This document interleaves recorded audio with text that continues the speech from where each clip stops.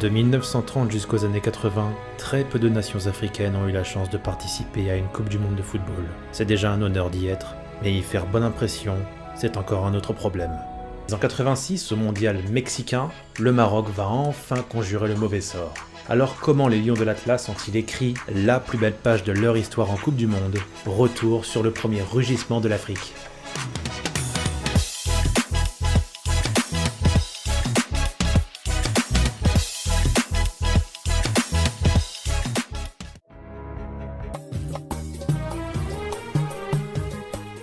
Alors contrairement à ce qu'on pourrait croire, le Maroc n'a remporté qu'une seule fois la CAN, la Coupe d'Afrique des Nations, c'était en 1976. Et après avoir manqué la qualification au tournoi continental en 84 et terminé 4ème en 86, on ne peut pas dire que dans les années 80, les Lions de l'Atlas soient dans la forme de leur histoire. Pourtant, ils viennent de conclure une magnifique campagne d'éliminatoire pour le Mondial 86, vaincus seulement lors du dernier match, et seront donc du voyage au Mexique. C'est la deuxième fois qu'ils participent à la plus prestigieuse des compétitions de football, la première fois c'était en 70, et c'était, ironie du sort, déjà au Mexique. Déjà en 70, les Marocains ont surpris les Allemands en ouvrant le score lors du premier match, avant que la bande de Gerd Müller ne s'impose 2-1 dans la douleur. Hormis un second match à oublier contre le Pérou, ces Marocains n'ont pas été ridicules. Ce qui confortera la FIFA dans son choix de faire participer depuis 1970 au moins une équipe africaine à la Coupe du Monde.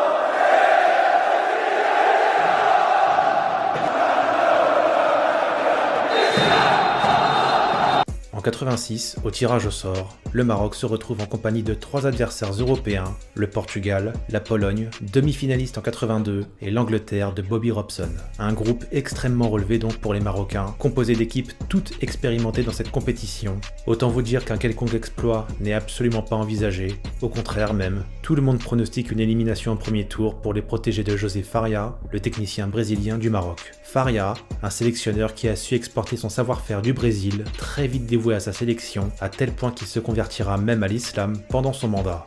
Alors que faire dans cette phase de poule aussi relevée?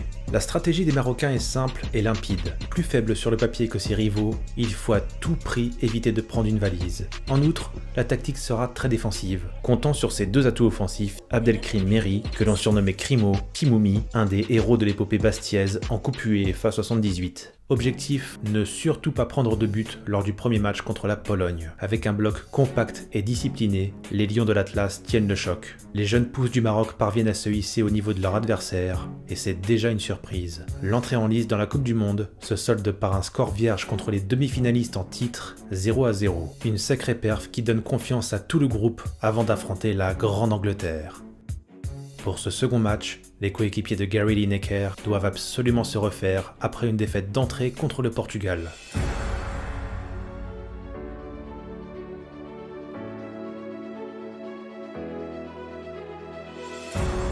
Et pour ce geste d'humeur, les Anglais vont finir à 10. C'est dur, mais les Marocains tiennent bon. De nouveau sans marquer, ils arrachent le match nul 0-0 face aux Anglais. Un point aux allures de victoire pour les Lions de l'Atlas. Au classement, je rappelle que la victoire à l'époque vaut 2 points, le Maroc conserve donc toutes ses chances pour la qualification, et le troisième et dernier match de cette phase de poule contre le Portugal pourrait s'inscrire dans l'histoire. S'ils gagnent, ils seront qualifiés. On a parlé à l'instant de l'Algérie, mais on peut aussi évoquer le Cameroun qui en 82, 4 ans auparavant, avait également commencé par 2 matchs nuls. Malheureusement, les Lions indomptables contre la Squadra, future championne du monde, n'étaient pas parvenus à se qualifier. Et donc à l'aube de ce troisième match, le Maroc se retrouve à peu près dans la même situation. 2 matchs nuls maintenant, il n'y a pas le choix, faut absolument gagner.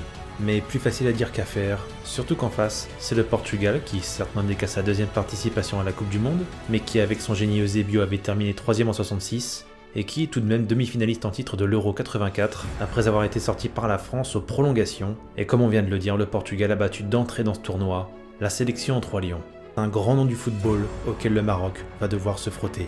Les Marocains, en rouge, n'ont pas pour l'instant montré grand-chose sur le plan offensif. Les Portugais s'attendent instinctivement à ce que la rencontre soit fermée et que les Marocains défendent, mais le sélectionneur José Faria va tenter de jouer la surprise. Cette fois, les Lions de l'Atlas vont chercher à mettre de la vitesse sur les côtés avec leurs deux ailiers, El Adaoui et Kairi, et conserver Méry au centre de l'attaque. Et cela fonctionne. En percutant bien et en mettant du rythme, le début de match des Marocains est effectivement très surprenant. Le jeu sur les côtés pose d'énormes problèmes aux Portugais et à la 19e minute, Kairi ouvre le compteur. Le serpent est charmé et 5 minutes plus tard, sur ce missile, Kairi réalise le doublé. Les Lusitaniens en blanc sont hypnotisés et en seconde période, à l'heure de jeu, l'attaquant Abdelkrim Méry sème le chaos. 3-0, Diamantino réduira la marque sur ce lob magnifique en fin de rencontre, mais c'est trop tard, les jeux sont faits. En s'imposant 3-1, un score qui élimine le Portugal de la compétition, le Maroc écrit la première grande page de l'histoire de l'Afrique en Coupe du Monde en devenant la première nation du continent à passer le premier tour. Qualifié et même premier du groupe devant l'Angleterre s'il vous plaît. Extraordinaire performance des Lions de l'Atlas qui affronteront un gros poisson dans cette phase à élimination directe, l'Allemagne de l'Ouest. Leur composition faite de grands noms à l'époque avec Forster, Matthaus, Voller, Magath, Rummenigge, Berthaud, Alofs et le sélectionneur Franz Beckenbauer. Mais les finalistes en titre de la dernière Coupe du Monde n'impressionnent pas particulièrement dans ce mondial. Il faut néanmoins toujours se méfier de la Mannschaft, surtout en Coupe du Monde. Et même si c'est tentant, cette fois José Faria va repartir à sa stratégie de départ, à savoir ne surtout pas prendre de but. Les hostilités sont lancées pour ce huitième de finale.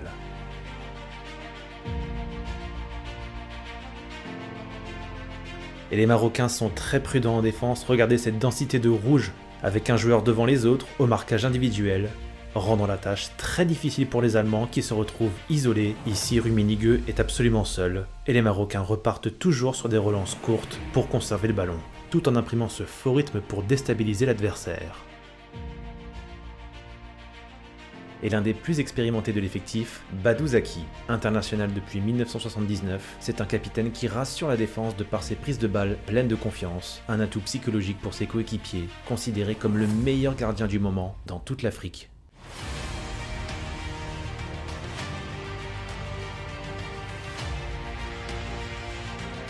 Il ne reste que 10 minutes dans le temps réglementaire, la Mannschaft pousse, mais les Marocains sont loin d'être ridicules, leur mission étant déjà accomplie. La pression est désormais sur les épaules des Allemands, mais à la 88e minute de jeu, Lothar Matthaus trouve le chemin du filet. L'aventure s'arrête là pour les Lions de l'Atlas. Mais alors, quelle sensation, et surtout, il faut leur tirer un grand coup de chapeau, parce que bon nombre d'équipes auraient abandonné une fois l'objectif atteint, à savoir passer le premier tour, mais ils ont su poser une colle à la Mannschaft, qui sera quand même finaliste de la compétition cette année-là. Ces Marocains ont indéniablement prouvé que l'avenir de la Coupe du Monde pouvait aussi s'inscrire avec l'Afrique.